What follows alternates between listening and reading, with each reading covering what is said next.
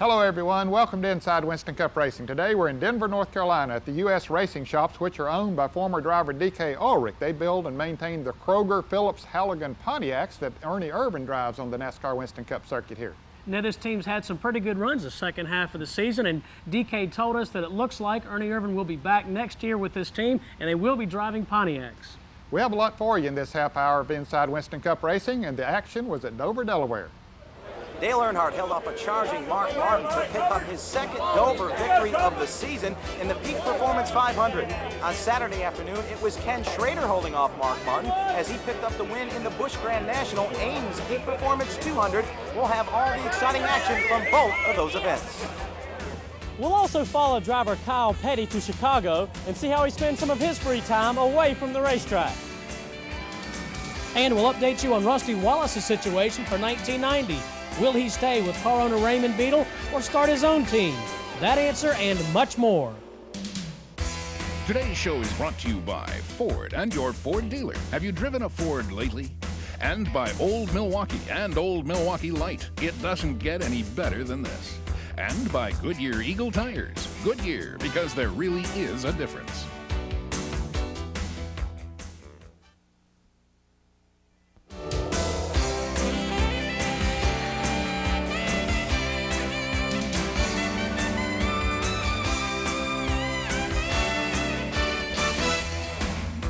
Ned, the Peak Performance 500 was run last weekend in Dover, Delaware, and that race can be described in one word: grueling. Well, they call that track the Monster Mile, and every time the Winston Cup drivers go there, it certainly lives up to its billing. Ned, we've been following the Rusty Wallace-Raymond Beadle situation. Of course, Rusty had said he wanted to leave that team and start maybe his own operation in 1990. Well, it seems as though some headway has been made in that situation. Well, Randy Pemberton has more on that story, as well as all the activities at Dover. The only thing we learned here this past weekend at Dover Downs concerning the battle between Raymond Beadle and Rusty Wallace is that it is starting to look favorable that Rusty Wallace will be back in that car in 1990. A sponsor is yet to be determined. There will be a lot of teams looking for new sponsors in 1990, as many of them will be leaving the sport. Those include Crisco, Stroh's Light, Bullseye, as well as Chattanooga Chew will be leaving the Pearson team. Terry Labonte will also be looking for a sponsor. He still has not gotten one as of yet, as well as Bobby Hillin Jr. and the Stavola racing team. During qualifying for the Peak Performance 500, Davey Allison captured his first pole of the season. During second round of qualifying, Rob Moroso showed his new colors of Prestone antifreeze. They'll be on his car for 5 races this season. He was the second round fastest qualifier. Well, one other news note this past weekend, Dennis Conner, crew chief for the Folgers number 25 car that Kenny Schrader drives, was relieved of his duties for the remainder of the season. Today's Winston Cup highlights are brought to you by Ford and your Ford dealer. Have you driven a Ford lately? Larry Pearson, looking for a sponsor for 1990 and also in the chase for the rookie title in '89, hurt his chances for both with a busted oil line before the race even began. When the green flew, Alan Kowicki, looking for career victory number 2, got the jump on pole sitter Davey Allison. It wasn't long, though, before Davey blew Kowicki away. And it wasn't long after that Harry Gant blew up. Ernie Irvan brought out caution number 1 after he hit the wall in turn 4. Dale Earnhardt assumed the lead after the caution, and it looked like the spring race at Dover Downs. Dale would dominate from there on in. So tough was Dale that he would put championship contender Rusty Wallace a lap down at the 200-lap mark. Then a caution for debris on the racetrack, and everyone was on pit road. The crowd of 64,000 saw Dale continue out front, while Ken Schrader and Bill Elliott went door-to-door for second. Rob Moroso went for a spin in turn 2 and brought out the third caution. After a strong first half for Alan Kowicki, he lost an engine, shortening his day to 274 laps. After that caution for Kowicki, Rusty Wallace attempted to get back on the lead lap, but he jumped the green and got the black flag. Racing continued with Earnhardt now receiving a little pressure from Ken Schrader and Mark Martin. Schrader finally got by Top Gun on lap 341. After scheduled pit stops, number 3 was back on top, but an unscheduled pit stop would give the lead to Mark Martin. A scheduled stop for Martin put Dale back on the lead lap. Along with Martin and Schrader, they were the only 3 with a shot at the victory. Neil Bronnett brought out the final caution with this wreck as he took out Darrell Waltrip, Rob Moroso, and Dick Trickle. Bonnet had to be taken out through the roof of his Citgo Ford. He was taken to the hospital and diagnosed as having a broken sternum. After a red flag for the accident, it was a 34-lap match race between Mark Martin and Earnhardt. Martin went door-to-door with the three-time Winston Cup champ for 25 laps. But for the third time this season, Martin would finish second to the Winston Cup points leader, Dale Earnhardt. You know, the Goodwrench guys worked hard, and Richard and the guys did a good job. The car run good all day. Mark was tough there at the end, and I just had to drive it. I had to do my job, and Mark raced me clean. I'd give him room when he got there and run my line, and it was, fortunate I could run fast up there, and it just helped him out.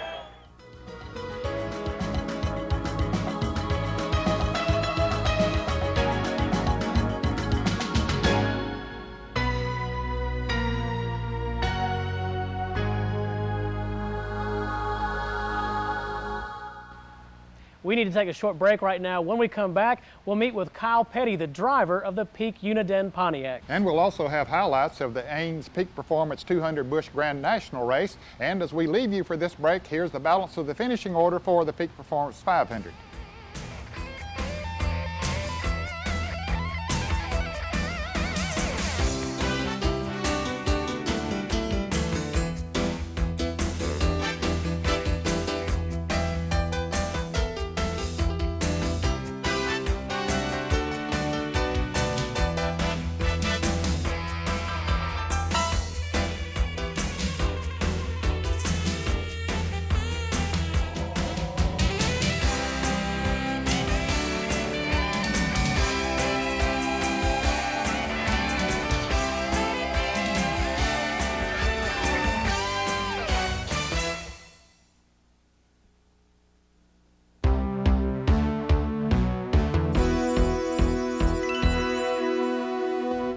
Steve, we get a lot of comments from fans wondering about race drivers, what they do when they're away from the racetracks and they're not in the race cars. Well, they keep themselves pretty busy, especially with their sponsors. Recently, Kyle Petty went to Chicago for a trade show to represent his sponsor there, and our Tommy Kirkman went with him. They do keep very busy. It's a 7-day-a-week job. It's not just at the racetrack. Well, while they were in Chicago, they said, let's go see the Chicago Cubs play. They're in the pennant race, so Kyle and Tommy went to the ballpark. And just before the game started, Tommy talked with Kyle about the race team that he drives for and what the future holds. When you took this job with Sabco Racing's Felix Sabates and Gary Nelson and Ted Conder, people said that it was really going to hurt you running a limited schedule, that Kyle Petty maybe didn't really want to race. He wanted to be a country singer. How did you get around all that criticism? But yeah, I knew what everybody was saying, that I wanted to sing and I wanted to do all that instead of drive a race car. But that wasn't the reason I took this ride. There were other rides that were offered to me, and there were other rides I talked to, but they were 30 race deals. They were being there every week. But I felt like that I had an opportunity in this car to run 15 or 20 races and win 3 or 4 races. I felt like the other cars, you could run 30 races and maybe win 1, maybe win 2. You just weren't going to be competitive week in and week out. We started this year and it wasn't that good. We had some bad luck, but the things that happened to us were out of our control pretty much. The last 4 or 5 weeks, things have begun to pick up a little bit better. We're beginning to run a whole lot stronger. We're beginning to finish races. So that's the process you go through with a new team. So, I felt like this was my decision. Right or wrong, I look back on it in 20 years and say, man, I should have never set out that 1 year. But, the way it's going to boil down, we're going to end up running 20 or 21 races. We're only going to end up setting out 7 or 8 races. So, I don't feel that it was a bad decision. It was just a decision that a lot of people didn't expect a 28 or 29-year-old boy or guy to do. They expected Richard Petty to be cutting back, but not Kyle Petty, I guess. That old square bottle. Yeah, that old square bottle. Well, it used to pick me up, now let me down.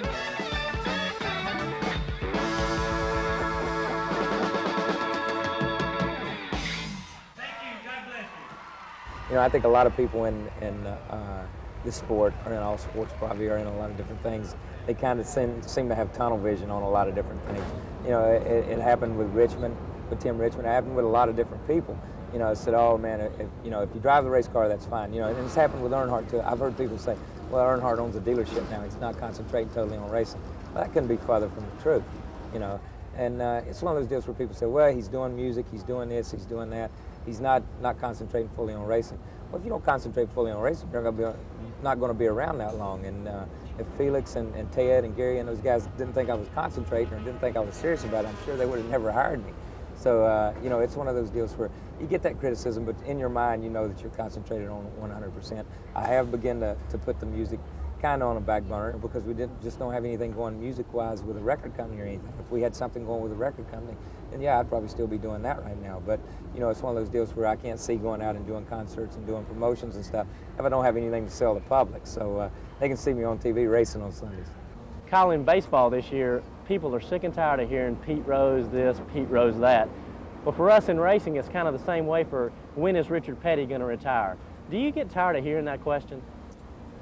And I don't know. You get tired of hearing it because they've been asking it, but they've been asking it for the last 15 years. That's the bad part about it, you know. It's just intensified a little bit in the last year or so because he hadn't won a lot of races. But the one thing that a lot of people don't understand about Richard Petty is that, you know, Richard Petty's been around race cars and working on race cars since he was 7 or 8 years old. He loves race cars. And when you take away race cars from Richard Petty, then you're going to take away part of what Richard Petty is. It'd be like Richard Petty without a hat and sunglasses is basically what it is. So you're going to lose a part of him. He'll lose part of his personality. So, you know, he doesn't want to retire.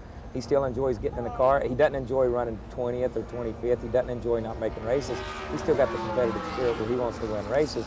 It's just a little bit harder now than what it was. He's gone through a lot of changes team-wise over the last couple of years, 2 or 3 years. So it's just harder, you know, to get regrouped and to get built back up. But, you know, as long as Richard Petty's happy getting in a race car and going out and riding around, then you'll never hear me say that I think he should retire. A lot of those same people that are asking if he should or when he's going to retire are also saying that Kyle Petty will be in the Petty Enterprises car when Richard's gone. Can you see yourself driving for Petty Enterprises in the future?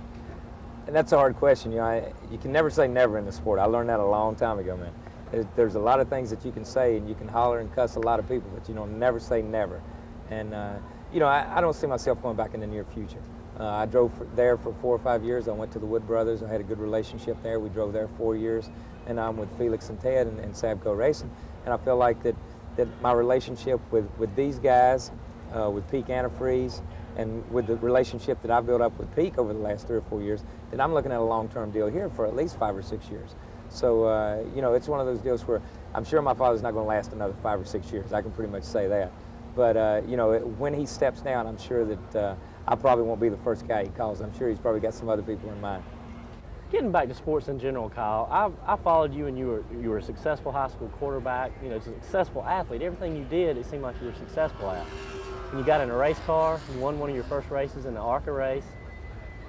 Do you sometimes think everything's come too easy? I mean, is everything easy to you? Can you do anything you want to do? I can't do anything I want to. If I did, I'd be winning every race I run. I don't think it comes that easy. You know, I was real fortunate when I first got in a race car to be able to drive for a team like Petty Enterprise, who had won so many races and who at that time was still winning a lot of races. So, you know, I was real fortunate to be able to get in that car and go to Daytona and not know how to drive a race car and get in and go win a race. Now, it seems like the more I've learned about driving a race car, the worse driver I've become because I haven't won that many races since then. But, you know, I think you learn every time you get in a race car. But, you know, I played football, I played basketball and baseball. I did everything when I was in school just to play the sports and stuff. And I was never great at it, but I was sufficient at a lot of them. And, you know, when I started racing, then I wanted to be great at racing. I just didn't want to be sufficient. So I've been sufficient so far. I've finished races, I've made money, I've won races. But the deal is to come out and be great at it, and I'm still trying to do that. Ned, Kyle Petty has had more than his share of criticism during his driving career, and it's got to be near impossible to be the son of the king of stock car racing. Oh, that has to be very tough for him, no question about it. But I think Kyle has shown more dedication to his driving career in recent years than he did maybe in the early days. We need to take a short break. When we come back, we'll have highlights of the Busch Grand National race from Dover. We'll also have the mailbox, and as we go to the break, here's this week's Peak Cool Move. Today's Peak Cool Move is brought to you by Peak Antifreeze and Summer Coolant. At the Peak Performance 500 last weekend in Dover, Ken Schrader gives it all he's got in an attempt to pass leader Dale Earnhardt. Finally, Schrader spies an opportunity as the two exit turn 2.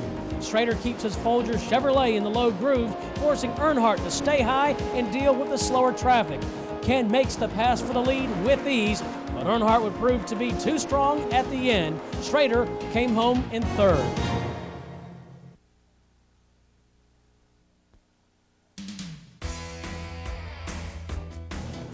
The wheels will be spinning next week in Martinsville, Virginia, and we'll be there covering all the action in the Goodies 500.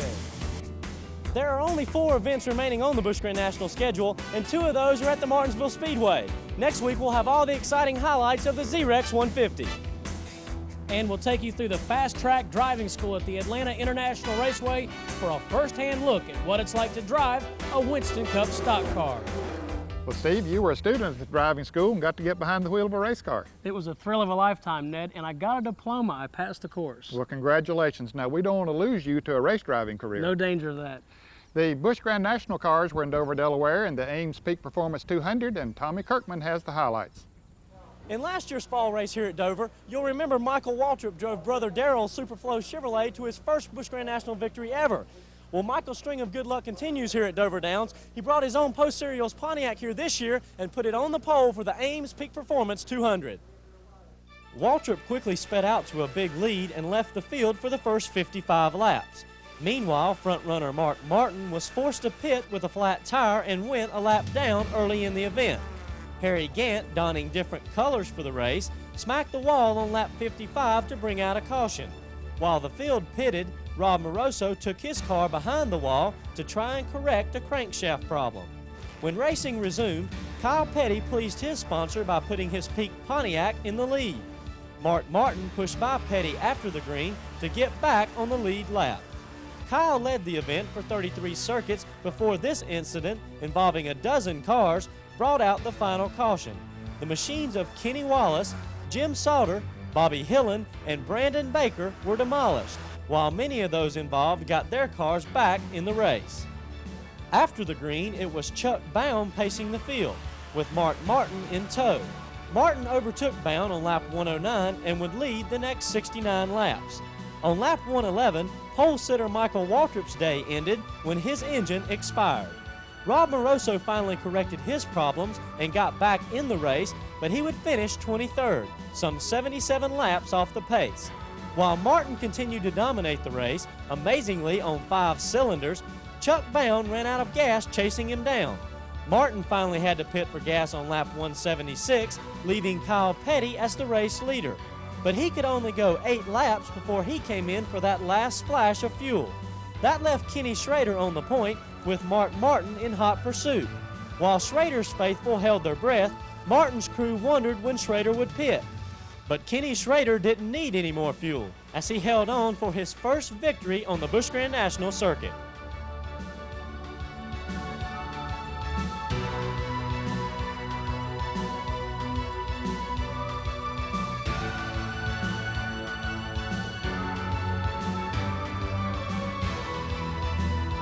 Busch Grand National points leaders Tommy Ellis and Tommy Houston finished 12th and 13th respectively, so Ellis now leads Houston by 12 points.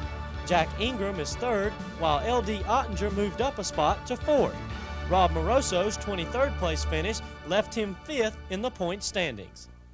Well, Steve, it's time now for the mailbox, and our first question comes from Bob Galinas of Waterford, Connecticut, who writes, what is the difference between sprung and unsprung weight on a race car? Well, Bob, for that answer, we'll go to David Smith, who is the jack man on the Goodwrench Chevrolet that Dale Earnhardt drives. Bob, that's a good question. That's something we have to deal with, of course, with the race cars. The sprung weight is actually the weight of the car that sits on the springs themselves. There are 4 springs on the car.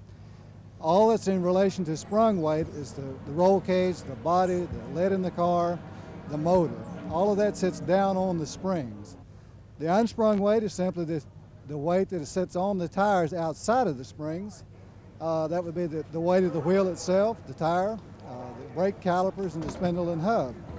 They don't really relate to the springs themselves, they relate to the tires, so that's the unsprung weight. It's a little more technical than that, but that's as close as we can get for now. Ned, our second letter today comes from Valeria Shin from Peoria, Illinois. Valeria writes, when a driver or a team gets a fine, where does that money go? Valeria, for that answer, we'll ask Dick Beatty, who's the competition director in the Winston Cup Series. The money goes into the driver's point fund. That's the fund which the drivers divide up at the end of the year and they receive at the banquet in New York City. If your question is used in an upcoming episode of Inside Winston Cup Racing, you will receive an Inside Winston Cup Racing hat and t-shirt. All gifts courtesy of Sports Image Incorporated of Charlotte, North Carolina. If you'd like to purchase an Inside Winston Cup Racing hat or t-shirt, call 1-800-356-9700. Credit cards only, please. Send your mailbox question to Inside Winston Cup Racing, P.O. Box 240417, Charlotte, North Carolina 28224.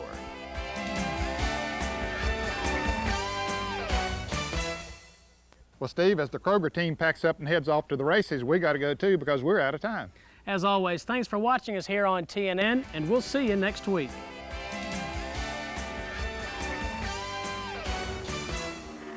Today's show has been brought to you by Ford and your local Ford dealer, winning the world over with 1989 trucks that are built Ford tough. And by Old Milwaukee and Old Milwaukee Light. It doesn't get any better than this. And by Goodyear Eagle Tires. Goodyear, because there really is a difference. Clothing for Inside Winston Cup Racing provided by Sports Image Incorporated, suppliers of quality racing apparel. Hats and t-shirts now available for Dale Earnhardt, Rusty Wallace, Neil Bonnet, and Davey Allison. $11.95 each or $19.95 for any two. Credit cards only. Call 1-800-356-9700. Ground transportation for the crew of Inside Winston Cup Racing is provided by Fleetwood Enterprises, makers of this 34-foot Pace Arrow motorhome and a full line of other excellent recreational vehicles. Communications for the Inside Winston Cup Racing crew provided by Racing Radios, Forest Park, Georgia, the official communications of NASCAR.